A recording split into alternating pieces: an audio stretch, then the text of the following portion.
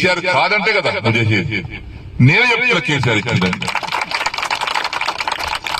జరిగింది అని గంట పద చెప్తున్నాను. ఎవడు నాకు చెప్పాల్సిన అవసరం లేదు, నేనే సాక్ష్యం. అన్నం పెట్టుడు మరుస్తున్నా కష్టం కదా. అయితే రాజకీయ పరిణామాల వల్ల కొంతమంది దౌర్భాగ్యాలు చేసినటువంటి బాధల వల్ల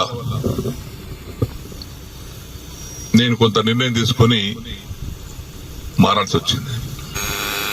అన్ని హామీస్తున్నా 6 మాసాల్లో కూడా పూర్తి చేస్తా అన్నాడు. ఇవన్నీ సరే కండువ కప్పుకున్నా. ఆ కండువ కూడా జాతీయ కండువ కప్పుకున్నా. నయమైంది. ఈ కోర్టు కేసులు ఉన్నాయి ఇప్పుడు మా మీద కోర్టు కేసులు నడుస్తున్నాయి. అరే చేతి గుట్టు కండువ కప్పుకోలేదు బాబు, ఇందిరమ్మ బొమ్మతో కప్పుకోలేదు, జాతీయ కండువ మోదీ కూడా కప్పుకోలేడు ప్రధానమంత్రి, అది కప్పుకోరా చెప్పిన. సరే ఆ కథ వేరు లీగల్ గా. ఇప్పుడు ఈ పరిస్థితిలో మనం ఇక్కడ ఆగినాం. దానికి కొంతమంది రకరకాలుగా మాట్లాడుతాం. తర్వాత మొన్న నవంబర్ 7 తారీఖు నాడు సీఎం గారింటికి మీటింగ్ అయితే పోయినా. అందరు ఎమ్మెల్యేలకు మాట్లాడుతుంటే మాకు కూడా పిలిచాడు. అది ఫిరాయింపుదారుల ఎమ్మెల్యే మీటింగ్ పెడితే అందరం పోయినాం. మీటింగ్ అయినాక విడివిడిగా మాట్లాడి పోయినాం.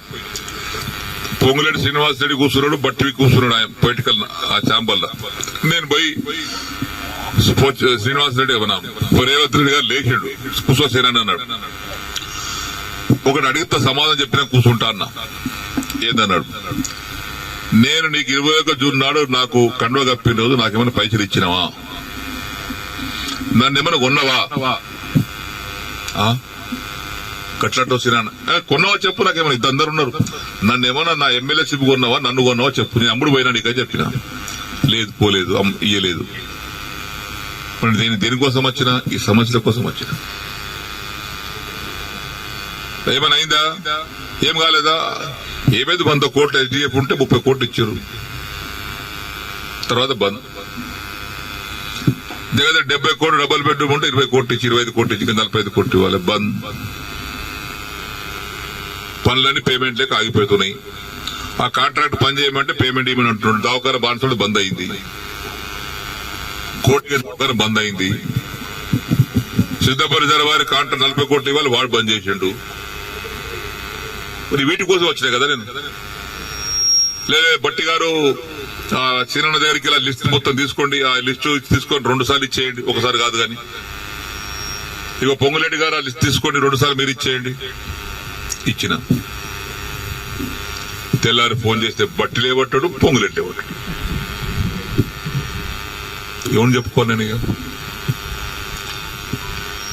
మళ్ళీ అసెంబ్లీ జరుగుతుంది. జనవరి 4 తారీఖు నాడు ఆ ఛాంబర్ తీసుకుపోయి లోపల తీసుకుపోయి మీరు చెప్పారు కానీ బట్టి ఇవ్వలేదు, పొంగులేటి ఇవ్వలేదు, నాకు రూపాయి ఇవ్వలేదు. రూపాయి ఇవ్వలేదా, ఇవ్వలేదు.